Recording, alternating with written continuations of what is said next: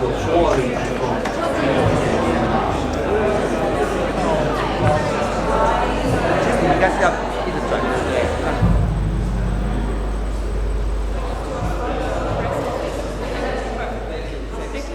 the idea for this exhibition that is called 336 came from originally the first visit that we did to this building in which we are right now. And actually from the very first time we came here, Shu Lea Cheang wanted to work on the political and architectural history of this building. And like other artists that had decided to panel the walls of this building and use it as a white cube, she really wanted to explore the history of this building and to work with it. In a sense, she wanted the building naked. And this idea of nakedness is very close and very embedded within the work of Shu Lea. Naked walls, unraveling the history of this building, but also naked technology, unraveling the work of the surveillance digital technology today, but also unraveling and naked, in a sense, the history of sexuality. So those are like, let's say, like 3 levels of the project. It is also kind of important to say that the idea for this project came also maybe from exactly the place where we are right now, which is the place in which some remarkable, let's say, criminals, what were considered once criminals, like for instance Giordano Bruno, were in jail, but also someone like Giacomo Casanova.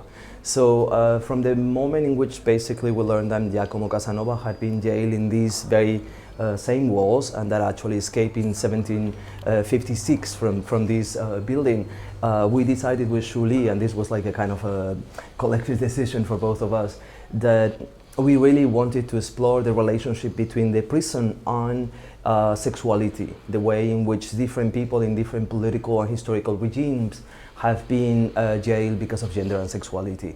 Starting, of course, with Giacomo Casanova, but then like unfolding this history up to today. And then including, we started to think who could be part of this history. Of course, Marquis de Sade, who probably is one of the, let's say, the writers that has produced his entire work, mostly in prison during more than 30 years, but also other unexpected people, like Michel Foucault, for instance. When I was in Poland, I discovered that recently the archives that show that Foucault had been investigated for homosexuality have been found in Poland.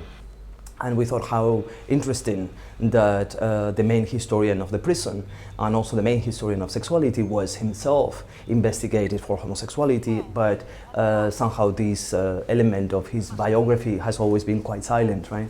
So we decided to include this history of Foucault as part of the 10 cases. Actually, we had like 10 different cases. And what is important to say is that these cases are not being treated by the artist in a kind of documentary way. She has inspired himself in the traditions of feminism, transpunk fiction, anti-colonial imaginations, to really create like a fictional counter-history of sexuality going up to today. And also, of course, like fictionally, we started to kind of in a way, like travel across times and also across genders and across race and hacking gender, race and sexuality. So we have a Taiwanese Casanova, we have a female character that is embodying Marquis de Sade, we have a transgender woman embodying the case of the castrating women that find sometimes themselves in jail.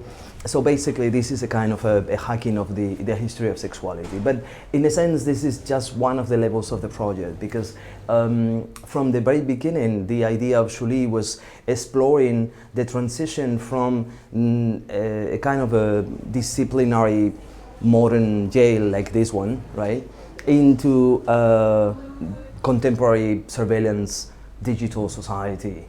And to do that, it kind of transformed this Renaissance building into a total surveillance system with digital technologies that actually even spread outside of the building itself. So the exhibition is not just in this building, but it's also in your pocket, because we had a website, 336.com, and actually you can access the exhibition, but you can also upload your own videos dancing in solidarity with women that have been in jail accused of dancing and posting their videos on the internet. So you can go to the website and upload your own video that actually becomes part of the exhibition. So the exhibition is constantly changing and is uploaded like every 20 minutes, and is of course like a kind of this interface, this almost like human-sized interface between the outside and the inside.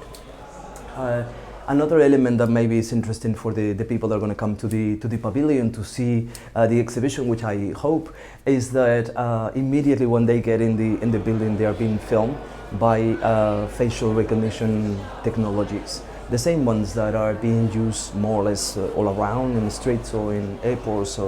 But the difference is that Shu Lea has created an algorithm that is hacking those facial recognition technologies and transforming these faces, the faces of everyone that will come to the pavilion, into different formal and abstract shapes that become also part of the exhibition.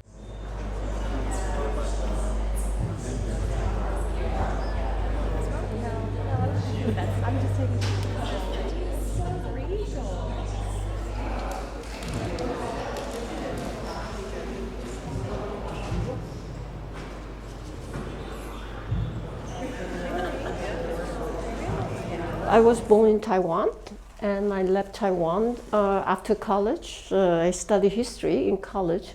I went to America to study cinema, went into the New York University to study cinema, and after the studying, I really cannot quite make the movies. So somehow, accidentally, I became the artist. My first actually quite accidentally, that my first solo exhibition was at the Whitney Museum of American Art. It's a project called Color Schemes in 1990.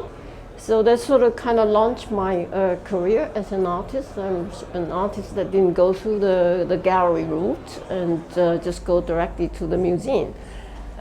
So pretty much I stayed in New York City throughout the 80s and 90s. So these are the 20 years I feel like I developed myself as an artist, and still I want to make films. So finally, until today, I did make 3 feature films that's released in the cinema. Meanwhile, I think by the mid-90s, I sort of jumped on the superhighway, and I claimed myself cyber homesteading in the cyberspace. And since 1995, I started doing the project with the internet. The first project actually is called Bowling Alley at Walker Art Center in 1995. Consequently, I did some other project until I got commissioned by the Guggenheim Museum to make Brandon. That was 1998, 1999. So that was kind of finished my 90s in New York, and after I finished Brandon, I became a digital nomad for 10 years, and finally I'm now actually settled in Paris. So that's quite a history. Yeah. Quick one.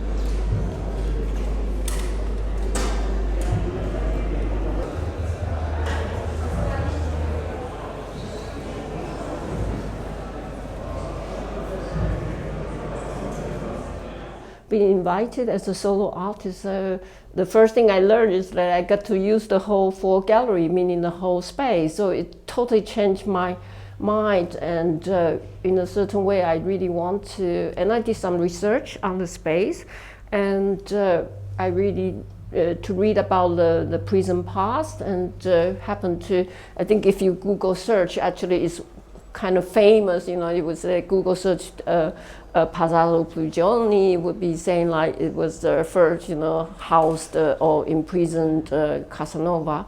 And so it kind of, it's really a point to know about the Casanova, the history, and to know that I got to use the whole space. So right from the beginning, I want to preserve the sort of prison architecture in the space, you know. So I'm not interested in building walls. I'm trying not to build any obstruction to present, I think in the gallery space, the 4 gallery space actually create a consecutive narrative itself, and you kind of walk through the space and you have the so-called sexual dissident, the prisoners presented to you in gallery A, then you got into gallery B and C to know more about their story. You have 10 episodes of film, each 10 minutes, each case. And by the time you reach gallery D, it really shows you the sort of back-end operational mechanism of the surveillance. No, actually, I thought about this space. The first thing I want to do the prison, but then I thought about the panopticon, and panopticon is I already did a panopticon interface in Brandon, so I want to expand the concept of panopticon from the Bentham 16th century to today. We have to consider today's society is much bigger panopticon, and actually maybe the panopticon we think of today is totally out of the confinement of the 4 walls, and rather it's more of a data panopticon. We are imprisoned by the overload of the data which we provide ourselves to every social network media. So right from the beginning when I decided to make these, I think I thought about also, I think it's important to not to say that I want to replicate a panopticon structure, rather than I would prefer to invert the panopticon structure by the way that panopticon was supposed to be surveilling all watching eyes, and here I turn these panopticon structure into projection, which projects a different image or infiltration, intervention. I invite people to upload the dance up, which kind of cut into the set narrative of the prisoner on the staircase coming up. You had 2 3D surveillance camera also, which capture the person, and we were able to do the facial recognition, but we totally turn the facial recognition around. So that's a lot of sort of idea of in a highly controlled society, how at the end any resistance is possible. Maybe again, I always consider whenever I try to convey this kind of idea of resistance, is still quite symbolic or gestural, poetic gesture. So, but I think it's important to feel energized again, my kind of collective conceptual recognition of the possibility of resistance.